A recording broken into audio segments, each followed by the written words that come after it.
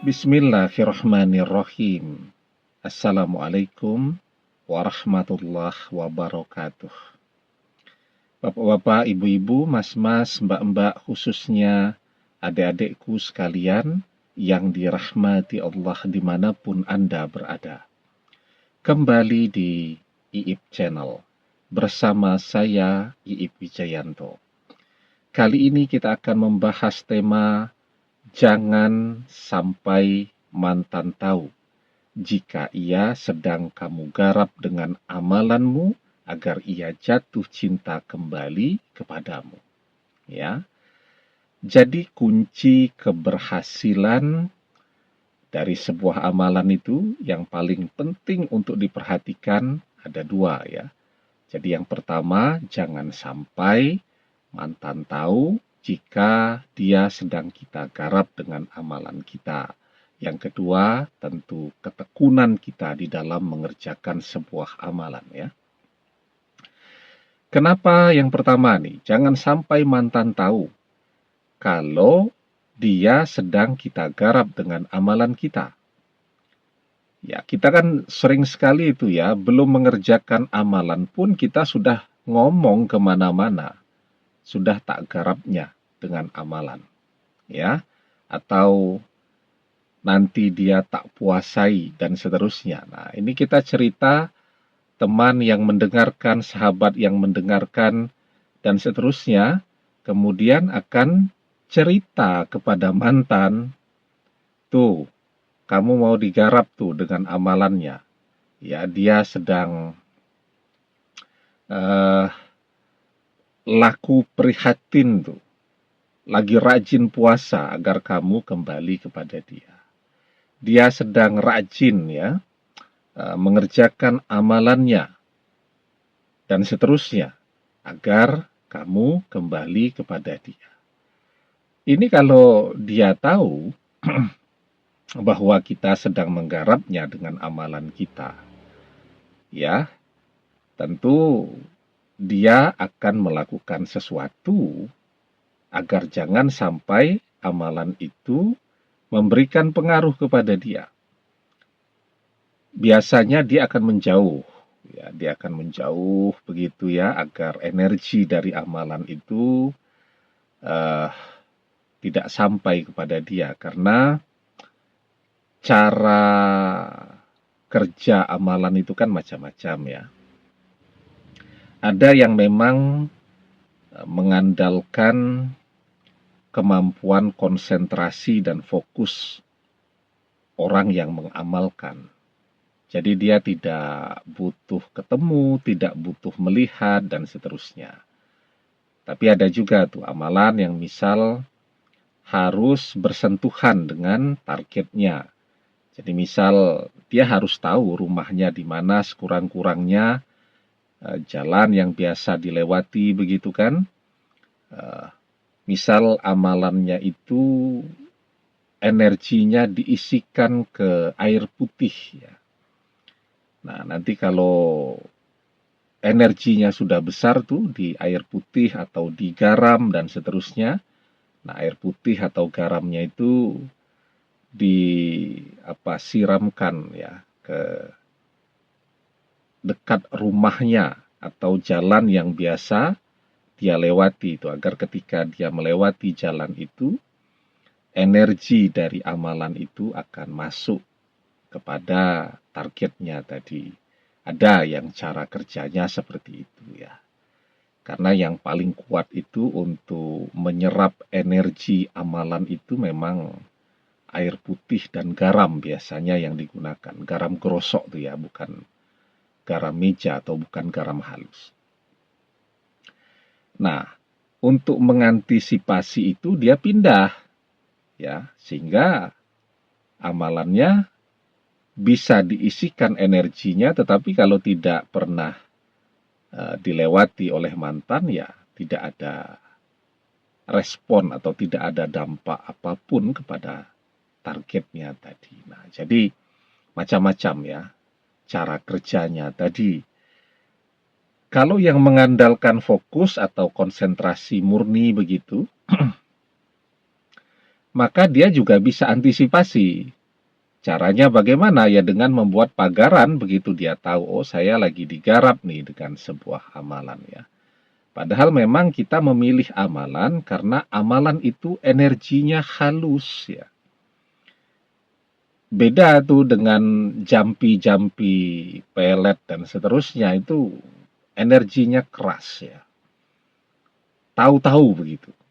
Sehingga orang sekelilingnya kalaupun dia tidak menyadari, kalau orang itu punya eh, kesadaran batin yang bagus begitu, dia akan menyadari itu kok ada perubahan pada pada rasa saya, pada perasaan saya. Jadi terbayang-bayang terus dan seterusnya. Dia menyadari ini ada sesuatu yang tidak normal pada diri dia. Ya, kalaupun dia tidak menyadari, orang-orang di sekelilingnya akan menyadari itu. Wah, ini ada sesuatu nih ya, kok tiba-tiba jadi berubah seperti itu. Nah, jadi kalau jampi-jampi itu ya, atau penggunaan sihir itu energinya keras ya, dan kelihatan. Durasinya tidak lama, begitu. Nah, itu bedanya. Kalau amalan itu energinya halus begitu ya. Dia tidak merubah orang serta-merta begitu, tidak. Energinya halus begitu, dan dia kemudian akan merubah rasa di dalam hati targetnya itu secara permanen selamanya. Nah, kalau jampi-jampi pelet enggak, durasinya biasanya tidak lama ya, bisa bertahan 2 bulan sudah bagus tuh. Tapi kalau menggunakan jalan amaliyah itu atau amalan itu akan merubah hati, pikiran, perasaan orang yang ia cintai itu selamanya.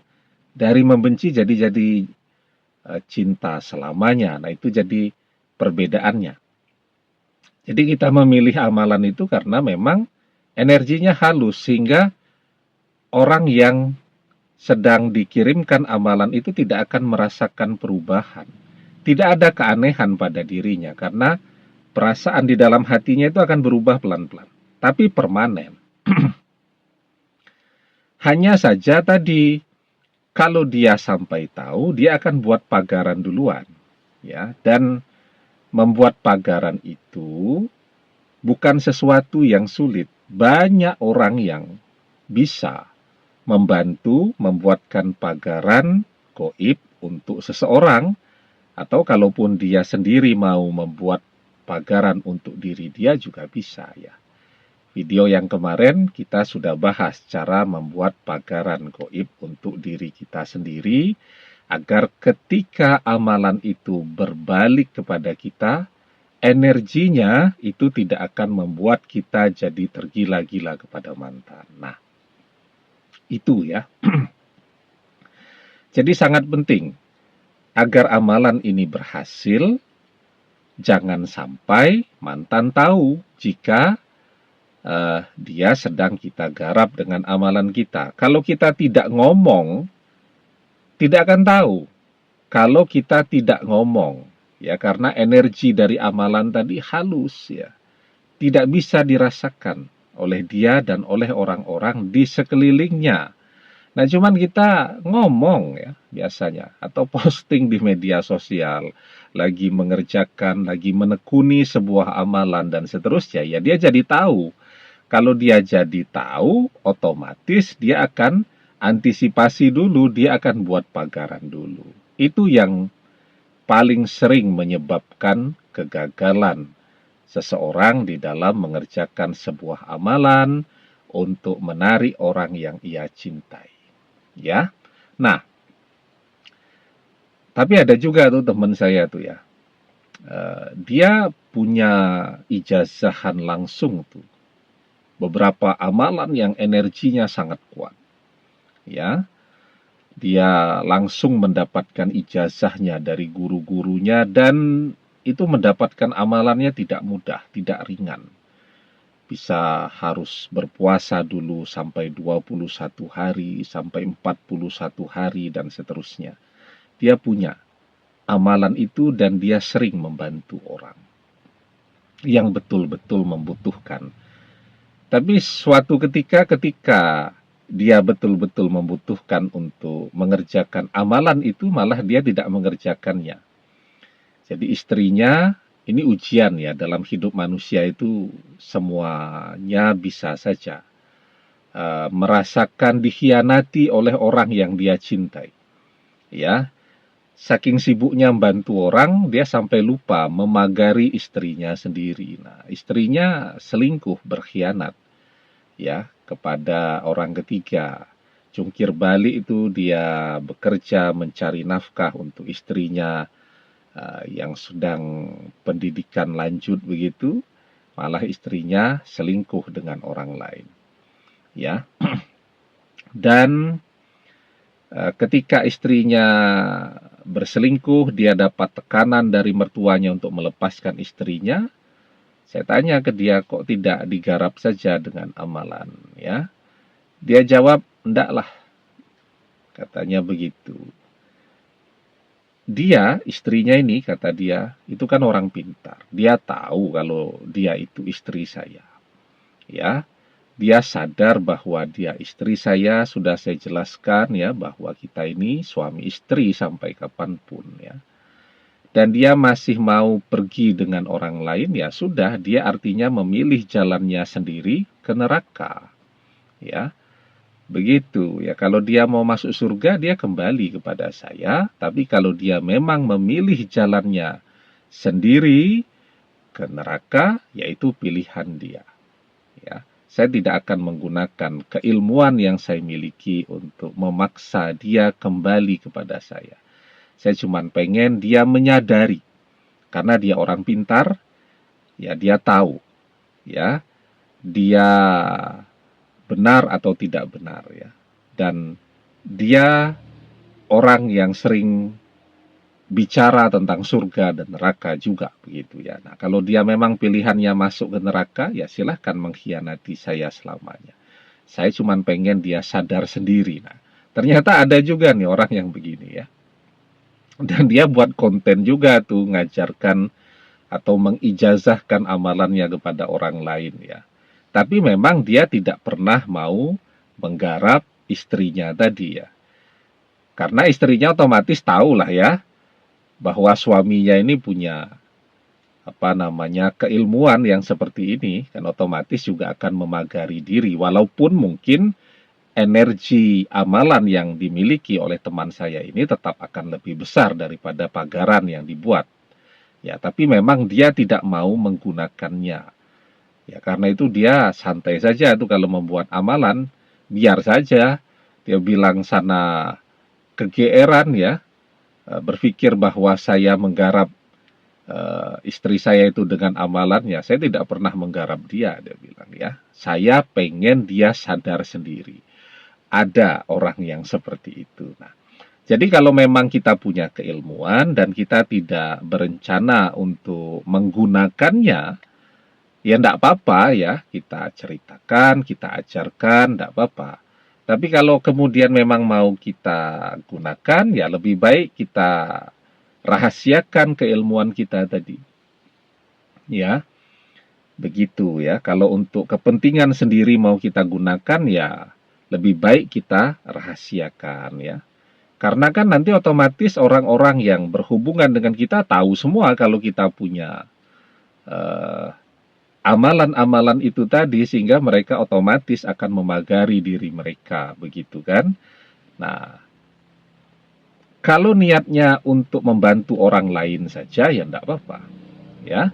Nah, tetapi kalau mau kita gunakan sendiri, kuncinya enggak usah diceritakan, tidak usah cerita-cerita ke teman, sahabat, dan seterusnya. Ya, biar saja mantan ini berpikir kita tidak punya apa-apa, karena dengan cara demikian dia tidak akan membuat antisipasi apapun sehingga amalan itu bisa sampai kepada mantan tanpa hambatan pagaran-pagaran goib itu tadi ya. Nah, kemudian juga jangan lupa ya, sebelum mengerjakan amalan itu, buat juga pagaran goib untuk diri kita sendiri ya. Nanti bagaimana cara membuat pagaran goibnya, videonya kemarin. Nanti coba kalau tidak lupa saya cantumkan linknya di deskripsi. Nah, kemudian yang kedua, kunci keberhasilan dari sebuah amalan tadi. Ya, nah, tapi sebelum kita bahas yang kedua, jangan lupa yang belum subscribe untuk memencet tombol subscribe dan menyalakan lonceng notifikasi agar Anda selalu mendapatkan pemberitahuan video-video terbaru dari channel kesayangan kita ini. Dengan subscribe, doa-doa kita selalu terhubung, sehingga kita selalu bisa berdoa bersama-sama. Dan jangan lupa, subscribe itu gratis ya. Yang kedua, tentu kunci keberhasilan dari sebuah amalan itu adalah ketekunan di dalam mengerjakan amaliyah atau amalan itu. Semuanya itu kuncinya ketekunan. Kita belajar matematika yang susahnya luar biasa, kita tekun, ikut les dan seterusnya, kita bisa. Ya, apa saja, insya Allah jika kita tekun, kita akan bisa ya mendapatkan apa yang kita inginkan tadi. Karena itu kunci keberhasilan amalan tadi bukan gonta-ganti amalan. Ya, 3 bulan merasa belum ada responnya, ganti dengan amalan yang lain ya. Kan hobi kita begitu, lihat lagi video, aduh ini sepertinya sangat menjanjikan ini judul videonya tadi. Ganti amalan, terus seperti itu. Padahal semuanya itu butuh disatukan energinya dengan diri kita, atau orang sering menyebutnya dimasakkan, dimatangkan di dalam diri kita ya. Jadi sebelum mengerjakan atau kita kirimkan amalan tadi kan kita rajin ya membacanya dulu begitu ya, mengulang-ulangnya. Nah, itu untuk menyatukan energinya dengan diri kita begitu ya. Nah, kuncinya itu ketekunan ya. Amalan yang sukses itu adalah amalan yang dikerjakan dengan tekun dan rutin ya. Amalan yang paling Allah sukai adalah amalan yang dikerjakan dengan istiqomah. Ahabbul a'mali ilallahi ta'ala adwamuha wa in qalla. Amalan yang paling Allah cintai adalah amalan yang dikerjakan secara rutin terus-menerus walaupun itu sedikit. Ya. Demikian, semoga bermanfaat. Wallahu a'lam bissawab, billahi taufiq wal hidayah. Assalamualaikum warahmatullahi wabarakatuh.